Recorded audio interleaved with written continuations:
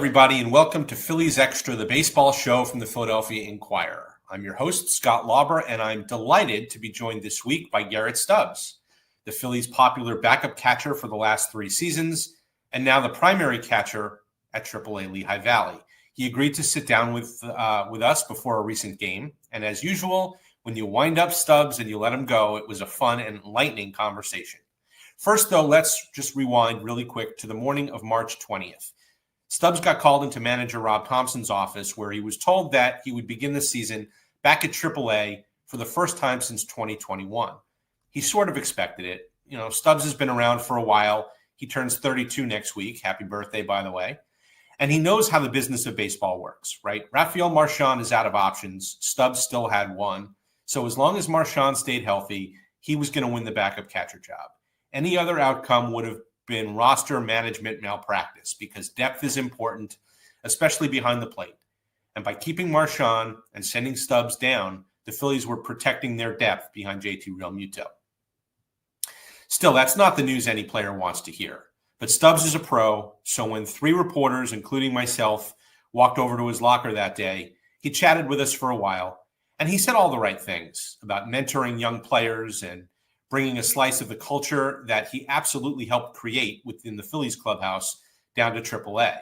But any of us could say the right things, and then when we're confronted with the reality of being in a place that we don't really want to be, not following through. Well, I was in Allentown recently for Andrew Painter's AAA debut, and several players told me about Stubbs' impact, not only on the field, where he's batting almost 300, but also in the clubhouse. He organizes team outings. Bowling, in particular, has become a favorite pastime for the Lehigh Valley IronPigs, as they like to call themselves. He has a playlist after wins, and the Pigs are winning a lot so far this season. Manager Anthony Contreras called Stubbs an extension of the coaching staff. And it's clear to me that if Stubbs wants, he has a future in coaching or managing whenever his playing days are over. In other words, he's doing exactly what he said he would and making the most of the situation. Our conversation ran a little longer than I thought, which tends to happen when Stubbs gets going, so I'm not going to waste any more time with a long introduction. And if you stick with us after the interview, my Inquirer colleague Lachlan March will join me to discuss the Jose Alvarado suspension, Kyle Schwarber's 300th home run, and everything else going on with the Phillies this week. Let's get right to it then. Here's my sit down with Garrett Stubbs. Enjoy. Garrett Stubbs, welcome to Phillies Extra from the Philadelphia Inquirer. Thanks so much for doing this. You got it, Scott. No problem. First things first, man. Winning really does follow you wherever you go, right? I mean, you made your Major League debut in 2019, and, you go to the World Series in 3 of your first 4 years. Last 3 years of the Phillies, win more games every season, make the playoffs every year. And now you go to Lehigh Valley, and, as we sit here, you guys are playing 700 ball and have the best record in the International League. So, what's in the water that you drink? Because clearly winning sort of follows wherever you go. It can't be a coincidence. How much fun are you having and just sort of being kind of caught up in this winning baseball that you guys have played? Yeah. Me and Kelly Davis, our security guy up in Philly, have a joke that winners win, and I think there is something to just winning. I think there's players that are really good, and then there's winning players, and I think both can be true. And I've been really fortunate to be on some really good teams and try to continue on that winning legacy that's kind of followed me during my career. And we turned them into T-shirts last year too, and sold them for a really good cause, and donated all the money to Schwarber's Neighborhood Heroes, which was awesome. But yeah, it's been a really good start with the Pigs this year. Once again, testament to how good the players are. And then also just the desire for each of us to want to win the game, because you can have a bunch of good individual stats, but that doesn't necessarily translate to wins. You see it throughout the major leagues, minor leagues, college baseball. You might have a bunch of really good players, but it doesn't always translate to wins. So it's always fun to have a good season individually, but when you're winning, that tops it off even more. Yeah, I was talking to Mick Gable about kind of the group that you guys have, and it seems like you have a really good mix of younger players like him and Justin Crawford and some veteran guys, yourself, Christian Arroyo, Nabil Krismat, some other guys. I mean, is that fair to say that it's kind of a good mix of younger guys and veterans who can kind of show them the way a little bit, who've been around and seen some things? and obviously talent. There's a lot of talent on this roster. So maybe all of that kind of goes into, the start you guys have gotten off to. Yeah, I think that with veteran players and younger players, especially veteran ones, I think there can be, some bitterness in veteran players being in AAA, which doesn't always mesh well, even with younger players, right? You don't want guys on the team just the whole time wishing they were somewhere else. And we're really lucky. We don't have that at all.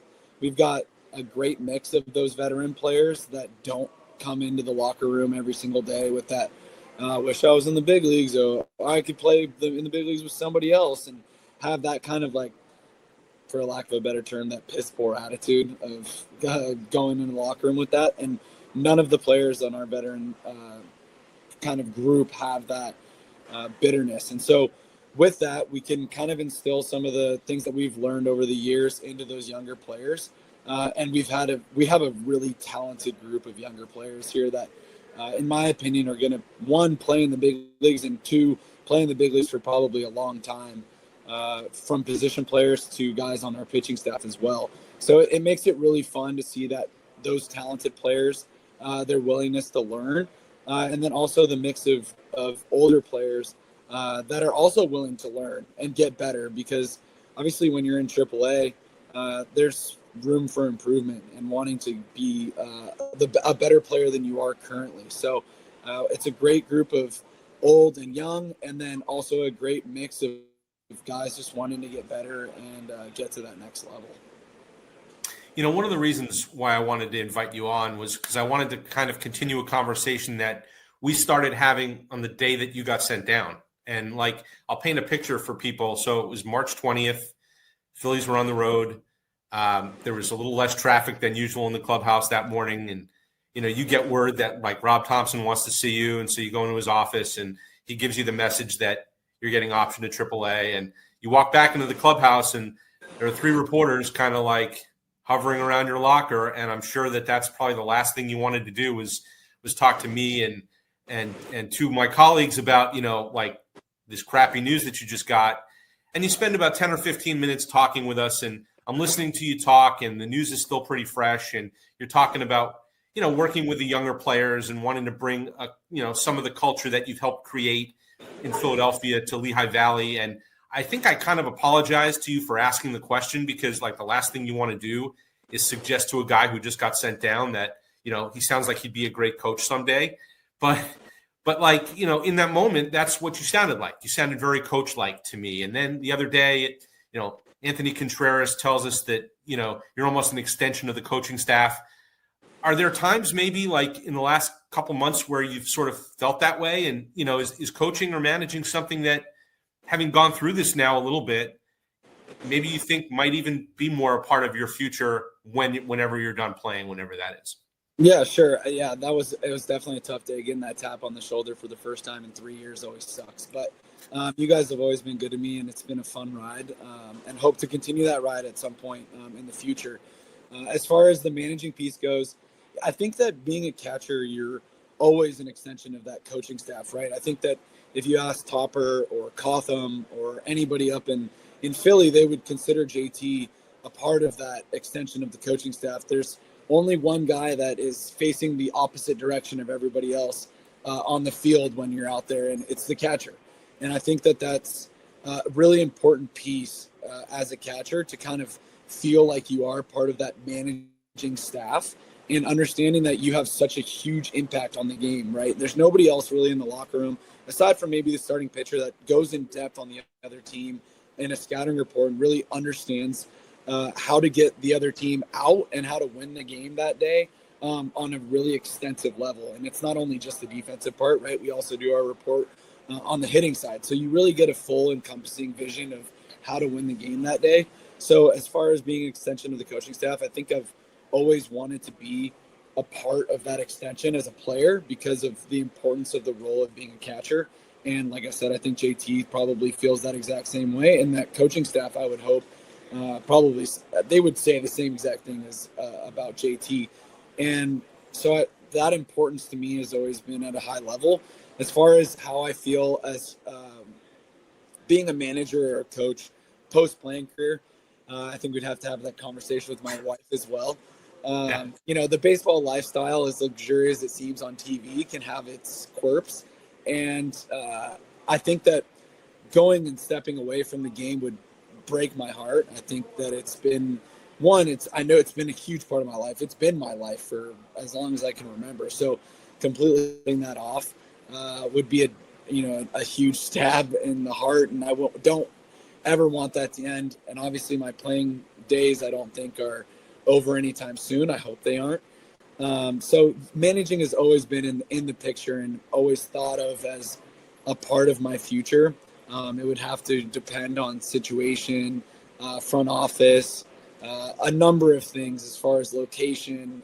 I'm about to start a family here soon. In November, we got a baby girl on the way. So those questions will be answered, I think, closer to when I'm making that sort of decision. But yeah, the future of managing and coaching has always been in my mind and something that I think that I would really enjoy. So, yeah. You just mentioned your wife and the family that you're starting. And I when I saw you the other day in Lehi, I asked, I kind of asked, like, you're living in Lehi, right? Or are you still, because like people commute to work, right? And it would be a drive, but like it wouldn't be the longest drive in the world if you kept your place. And I wonder, and you said yes, that you're living up there.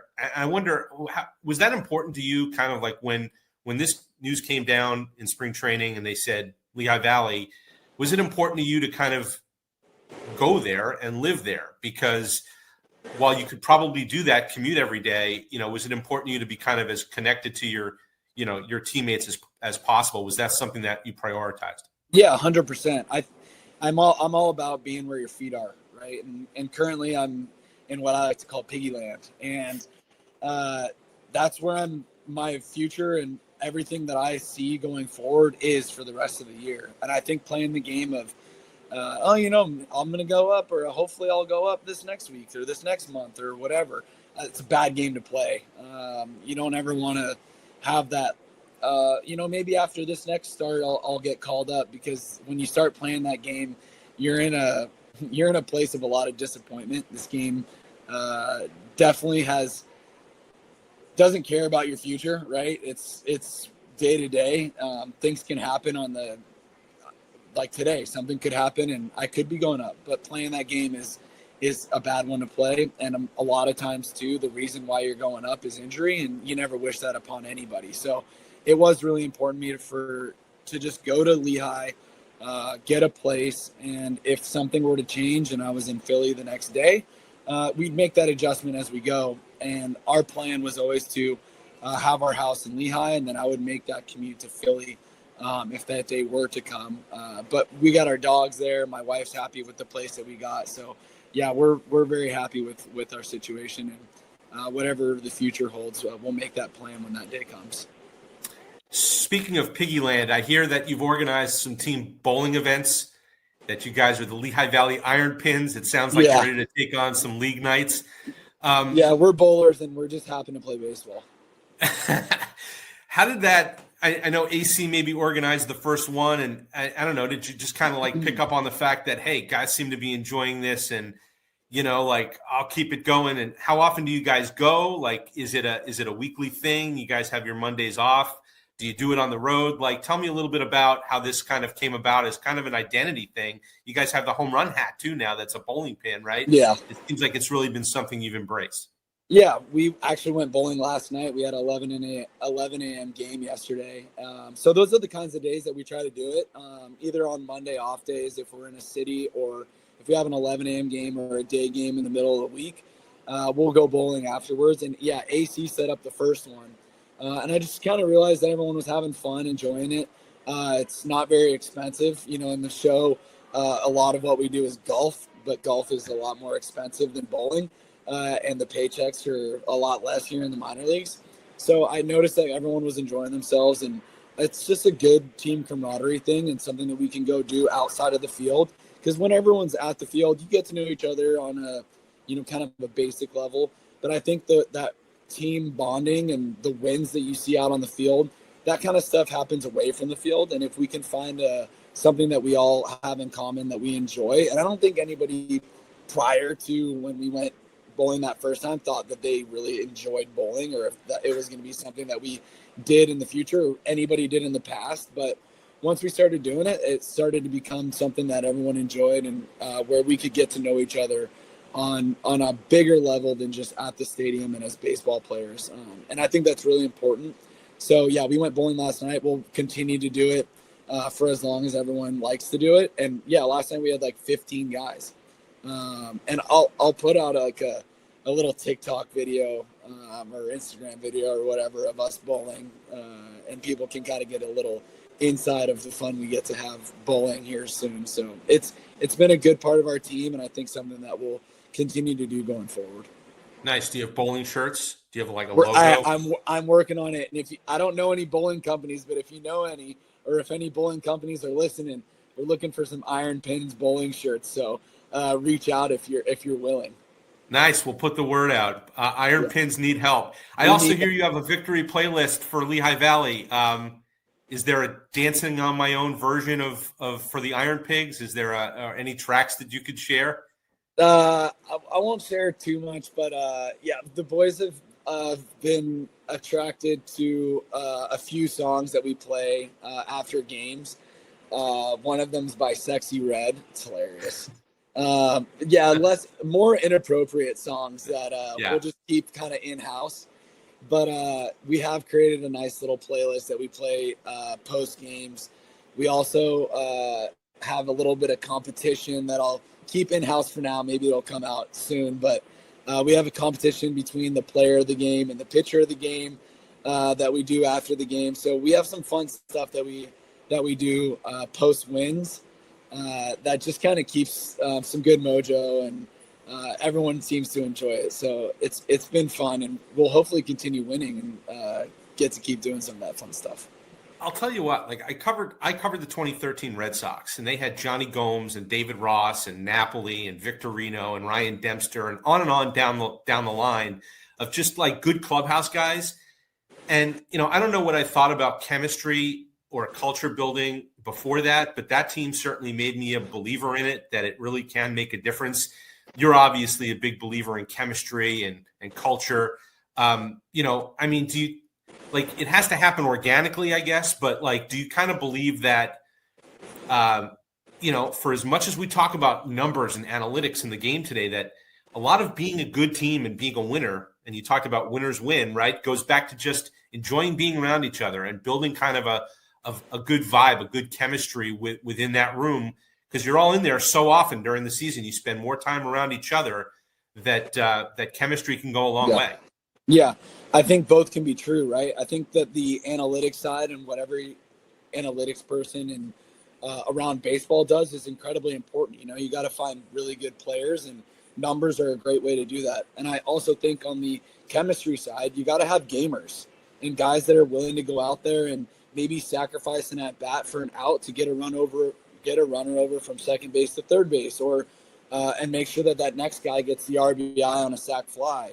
Little things like that I think the chemistry part of it helps with, because when guys are working together as a team and know each other on a bigger level than just baseball players, I think those things start to happen organically, right? That guy who gets up there, sure, first swing, he might be trying to drive that run in, but once he gets to one strike, maybe he's trying to bunt him over, or maybe he's trying to just hit a ground ball to second base so that next guy can get the RBI. And then when that guy gets the RBI on a sac fly, he comes in and everyone's high-fiving him, but everyone's going over to that other guy who just got the runner over from second to third and high-fiving him, because that was partially his run, even though it doesn't come up on a stat sheet. And those are the kinds of things that an analytics department can't always see. And when you have that team camaraderie, those little things start to happen over the course of the season, and those wins start to add up because of a one run that you got in the fourth inning because that guy did get him over. And you might not remember that, but those team guys who understand that those things are important, we do see those kinds of things, and those things translate to wins. And I think that if you go back to interviews after any team has won the World Series or an NBA Finals or a Super Bowl, I think you would go and watch those interviews, and some of the first things that they always say is, God, I love this coaching staff. I love the guys in this locker room. We're all pulling for each other. And that's not anything that you see on a stat sheet in any sport, right? Those kinds of things happen throughout a season because of the highs and lows of a season and that team bonding that happens in a locker room that you just can't put a number on. And I think that those people are important in any game. And at the end of the day, you got to have good players. But along with good players, you got to have people in that locker room that are willing to create some sort of bond that goes beyond a stat sheet. So I think both are true. And I think that, like you said, you had the Dempsters and the Yanni Gomes and those guys who create that culture while still being good players. But I think both have to be in that locker room in order to create that world championship type team. All right, let's do a little bit of a lightning round. I wanted to talk about a couple of pitchers with you if I could. And I was there in Lehi for Andrew Painter's first AAA start. And I loved hearing you talk after the game about coming in from the bullpen before the game and saying, hey, look, man, at some point in this game, we're going to have some adversity. We're going to have something to get over. First and third, second and first, one out, whatever it is. And it's how we handle that challenge that's going to determine if this start is successful or not. I loved it because, like, clearly the rehab part of Painter's journey is now over, right? This is about competing at Lehi against good competition, and everyone thinks he's going to get to the big leagues at some point this year. I think that's probably the plan. Is that kind of where he falls right now? Like, this is about competing. It's about locking in. It's about, getting over some of those hurdles that you face in the game and kind of finishing it off, so to speak, and getting to the big leagues and being ready for that. Yeah, the numbers are set in stone, right? The kid's got good stuff. The computers can tell you that. Any scout that's been around, Shad is one of our scouts that's been around forever with Dave Dombrowski. He could tell you Andrew Painter's a good pitcher without looking at any sort of analytics, TrackMan, anything like that, right? He's got the stuff. These next few months or whatever the amount of time is, maybe it's the whole year. I don't know. Like I said, you got to be where your feet are. Right. I think that these next however many starts are about finding who he is as a competitor, as a gamer, how to overcome the adversity that comes throughout every single start that you'll ever make. Zach Wheeler goes out there and goes 7 innings and no runs, 4 hits or whatever. There's probably some moments in there that the game could go a different direction. And it's about those different moments throughout the game and understanding that this is a turning point in the game where I can either succumb to the situation and things go awry, or I'm going to bear down and get these outs, and they're going to be important outs for me to get these through the next 3 or 4 innings. Because those innings that turn from 15 pitches to 25 pitches are kind of those determining factors on whether you're going to go 5 innings or you're going to go 7 innings. And I think that this time in Lehi is about finding out who he is as a competitor and figuring out how he's going to get through those different adverse situations, like he did in his first start. And obviously he's got a shorter leash right now because of the pitch count and not wanting to go long innings. So he only went 3 innings. But once he gets stretched out a little bit, those types of innings where he gets bases loaded and gets out of it with no runs, those are the kind of moments that are going to let him go 5, 6, 7 innings and really find out who he is as a person and as a baseball player and as a gamer out on the mound. And that's really, really important. Mick Gable's off to a great start. I've known him now for 5 years since the Phillies drafted him. And I remember one of the first conversations we had when he was in the minor leagues in 21, he was telling me about his changeup, and he was telling me about the horizontal break on the XY scatter plot. And I was thinking, okay, this is different. Like, clearly he's into the analytics and he's into data and he wants a lot of that. But you just, you said something interesting about, like, computers can tell you how good your stuff is, but if you don't trust it, if you don't have confidence in it and throw it with confidence, that's a big part of this. And, from talking to Caleb in the offseason and spring training, and it sounds like what they really wanted to do with Mick was maybe simplify things a little bit and just get into the competing as opposed to the, breaking everything down and looking at every little thing. Is that fair to say that, like, he's done that? He's maybe simplified the game a little bit more and just kind of worried a little bit less about pitch shape and all the other things that go along with pitching. Yeah, no, Mick's a really cerebral guy, and that's awesome, right? He knows the things that are good and how to get hitters out essentially.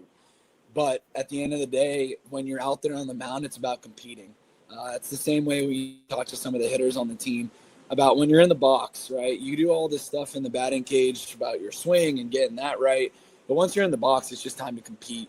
You can't think about your swing. And it's the same thing with pitching. And I think Mick's done a really good job. Him and I had some conversations before the season started. And I didn't really know Mick before this year. You know, you hear rumblings of, oh, he's supposed to be in the big leagues and yada, yada, yada. But, and he hadn't done it yet. But I think that this year he's going into it knowing that how good of a player he is and how good of a player he can be. And I was just like, dude, you've got the stuff. You got the stuff. You know all the numbers behind it and how good that the pitches that you throw are. Go out there and just find the zone and compete through the zone. And whatever happens after that result-wise, that's going to be out of your control. What's in your control is competing in the zone and figuring out who you're gonna be on game day.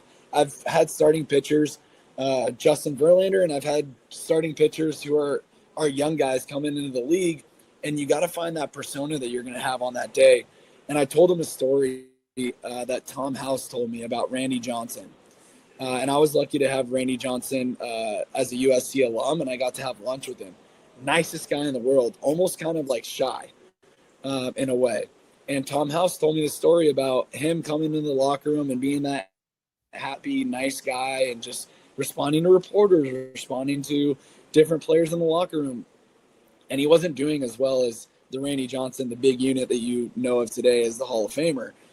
And he told him, you know, you need to change your persona when you come into the locker room. And I'm telling Mick this story about Tom House saying, when you come in the locker room, I want you to be a dick.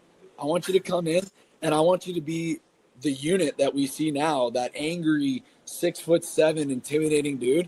And I want you to come in the locker room. And if somebody tries to talk to you, you tell them to F off. And whether that's the persona that Mick wants or something else, you got to find who you are that day during that start day that gets you into that mode of, I'm going to go compete and get all these hitters out, or, you know, I want to use some explicitives, but, you know, those things that get you through that outing and get you those 7 innings scoreless. You got to find out who you are as that competitor in that game, or whatever that may be. Maybe it is the Randy Johnson come in and I'm not talking to anybody, and if anybody talks to me, I'm going to tell them to F off. But I thought that was a really cool story that Tom House told me once, and I could tell Mick, and whether that was the persona he wanted or something else, he could use it to figure out who he is as a gamer and a competitor when he goes out on the mound. That's awesome. So whenever I talk to Luke Merton, Preston Mattingly, I like to ask, like, is there anyone who we aren't talking about who we should be? And I don't want to put you on the spot because they're all teammates of yours, but, you know, there are some really good arms in the bullpen. Zuniga's pitching very well. Koyo Aoyagi's pitching very well. But I'll put that question to you, I guess, like, it seems that there are some really intriguing arms there. Has anyone stood out to you that we don't talk about as much as the Abels and the Painters and even the Seth Johnsons and some of the other guys who we tend to focus on? Yeah, I think you just said a couple good names right there, and I'm not going to call any specific player out individually, because we do have a really good pitching staff down here. And I think the names that you just said are awesome. And Elmeyer and Phil, they do a great job of showing guys exactly why they're good and how to keep getting better.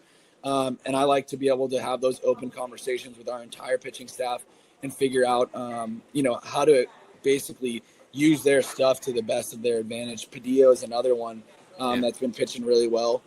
So I think the names across the board in our bullpen are really good. And I think any of them could go up right now and help our pitching staff. Obviously, the pitching staff that's there right now in Philly is also really good. I know, like, guys like to talk about the bullpen and how it's, you know, maybe not been as good as they want it to be. But at the end of the day, you go look at the roster and the names on that roster in the bullpen, and there's incredible arms in that bullpen. And maybe got off to a rocky start, but I got no doubt that those guys will turn it around and be getting out here soon. All right, let me get you out of here on this. We always joke that you get asked more questions about other guys than yourself, so here goes. You've gotten a chance to play a lot more regularly in Lehi, and you're putting up great numbers, right? You're batting over 300. You're popping some home runs. We talked about your on-base streak. Is this whole experience in a bizarre way making you a better player as well? Like, the opportunity to play every day, to get at bats, do you sort of feel like you are improving as a player as a lot of the younger, less experienced guys around you might be improving as players? Yeah, sure. I had conversations with some of my buddies around the league of just like, because they were bummed out for me that I was going to AAA or whatnot. But I talked about that with them, just about the opportunity to get to play more and how that will be a really good thing, for hopefully the longevity of my career, of getting back and getting some consistent at bats, getting to be able to like work on my swing on a regular basis. So yeah, and I know I came into this being like, let's try to become a better player, use this playing opportunity to be able to, hone in on some things offensively, defensively, base running, whatever it may be. So it's been great to get consistent playing time. That always helps with hitting. Hitting's hard enough, especially when you're doing it once a week. But it's been really good, and I've been enjoying being able to play a lot more. At the end of the day, you get into the game. Into this game to play. So it's been fun getting down here and being able to have that opportunity. Garrett, I know you've got to get to the ballpark here pretty soon. I promised you 15 minutes. We went like 30. So I'm really grateful that you've shared some of your time with us this morning here at Phillies Extra from the Philadelphia Inquirer. Continued success down in Lehigh Valley. I will see you there at some point here in the next few weeks, I'm sure. And hopefully we'll see you back in Philly before too much longer. Thanks so much for being with us. Yep, 15 minutes, 30 minutes. Glad to be here. Appreciate it, Scott. Thanks so much. I want to thank Garrett Stubbs again for giving us so much of his time. Let's go to our Reporter's Notebook segment, where I'll bring in my fellow Inquirer baseball writer, Lachlan March, who's doing a terrific job covering the Phillies on the road this week. Lachlan, how's it going? Pretty good. Thank you for having me. I'm checking in from the Mile High City in Denver, so it's been pretty cool. Yeah, I was going to say, we're taping this while the team is still in Denver, and so I'll have to wait until I see you back home next week to hear about the unique, I guess we'll call it, situation in Sacramento, where the A's are essentially parking themselves for a few years until Las Vegas is ready for them. I'll be interested to hear all about that. But tell me, what's been your impression of Colorado and Coors Field, where, the altitude always makes things interesting? And the 2025 Rockies are maybe the worst major league team any of us have ever seen. So, how's it been for you out there? I mean, the field is beautiful. And I mean, there's more people than you would expect for a team that is currently, as we're recording this, 8-40 is their record, which is amazing. Insane. But yeah, I know. And it's been a very interesting experience. I'd say the first game, the Phillies actually trailed the Rockies for most of it. And then in the 8th inning, I was like, oh, this is the team that has this record. Like, I understand how this happened. And the Phillies ended both of their first games with 17 hits, which was pretty impressive. And I don't know how much you can credit that to the altitude or just to, how well the Phillies are hitting or a combination of everything. Or the Rockies pitching. Right. True. Yeah, that as well. I think maybe just like a perfect storm of all three of those things. But so far, halfway into the series, hopefully I don't jinx anything or anything like that. But I mean, the Phillies have been capitalizing on the situation that they found themselves in here in Colorado. One of the ways that you've covered baseball for a while is that you remember covering a time when the Rockies were good. And so you'll have to take my word for it that Coors Field, downtown ballpark, lots of places to go around it. That's a fun place to be when the Rockies are contenders. And I covered, the Phillies played them in the playoffs back in 07 and 09. I guess 07 and yeah. So, I mean, you'll have to take my word for it. It's a fun place to be when the Rockies are good, but they are the polar opposite of that. History in the wrong sense of the word. So let's get to the news of the week. Jose Alvarado suspended 80 games and banned from the postseason for testing positive for a performance-enhancing substance. The Phillies were already short one late-inning reliever, in my opinion, because they decided in the offseason that 1 + 1 = 1. At least that was what they came up with when they added Jeff Hoffman and Carlos Estevez and got Jordan Romano. So now it seems like they're 2 relievers short, and it's the 3rd week of May, not usually the time to make meaningful trades. What has Rob Thompson been saying about how they're going to manage the late innings here, at least in the short term? Well, I think the biggest problem I would say is that Alvarado was his most trusted left-handed reliever. And so obviously they have Strom, who's going to step up and take that role as the most reliable. And then the only other left-hander in the bullpen currently is Tanner Banks. So that means that Rob is going to have to turn to a righty to have to step up and face some lefties late in the game. So he talked about the guys he thinks he might trust the most to take on those situations. And one of the people he pointed to was Ryan Kerkering. He also said he thinks Jose Ruiz is capable of stepping up. So it should be interesting. I think he said everyone kind of is going to like slide up a level of importance with Alvarado out.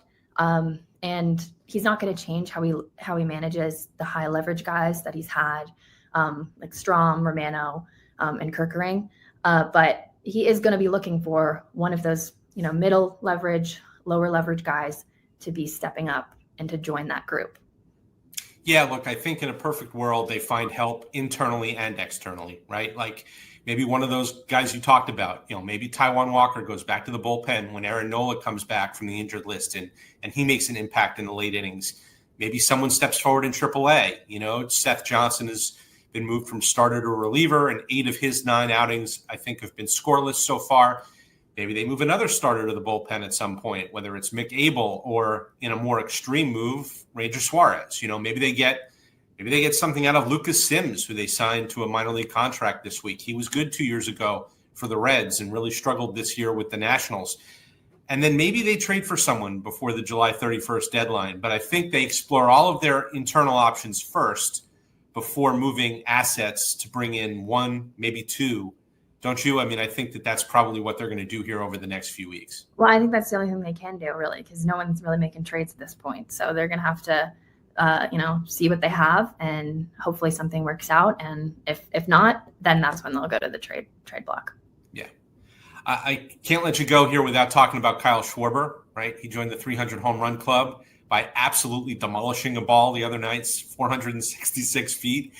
The 8th longest homer in his career, I believe, 9th if you count the one in the playoffs in San Diego, which I think landed somewhere in Tijuana. Then he hits number 301, straightaway center field on Tuesday night. Both homers came against lefties.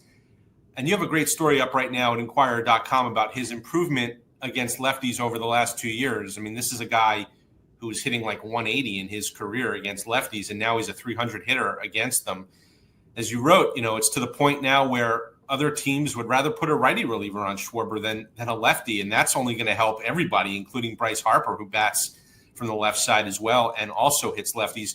What are people around the Phillies saying right now about Schwarber and what he's been able to do, especially left on left? Yeah, I mean, we talked to Harper yesterday. He's obviously also a member of the 300 homer club, just asked him what it was like to see his teammate join him. And he's like, Schwarber never ceases to amaze us. And everyone's just talking about, like, it's crazy how the milestone homer just was so fitting for the moment, like off a lefty, but also how far he hit it. Like you mentioned, it's just really suited the moment because he's been hitting balls like that all year. He's just been crushing baseballs. So, the team, I think, is just up and down pretty impressed as to what he's been able to do. 32 years old, and he's reinvented himself pretty much as a hitter. And like you mentioned, like other teams are having to figure out how to approach that and having to start to think outside of the box to not put a lefty against him. That's a great way to put it, reinventing himself. I mean, Rob Thompson keeps saying he's a complete hitter now, and he really is, not only from when he came into the league with the Cubs, but even from when he got to the Phillies in 2022. Like he is a complete hitter. He takes his walks, he takes his singles when they're there, and he's always had that kind of freakish, crazy power. So, it's been really amazing to watch, and he has gotten better with age. He's a better hitter at 32 than he was at 29, and that doesn't usually happen. So, great stuff. You can check out Lachlan's work, including a fun story about a choreographed handshake between Rob Thompson, of all people, and Edmundo Sosa. What do you think? Do you think we should get like the Inquirer staff together and we should all come up with a unique handshake that we all give one another? Yeah, and I think we should see if we can try to top the Sosa Thompson handshake because it was pretty impressive.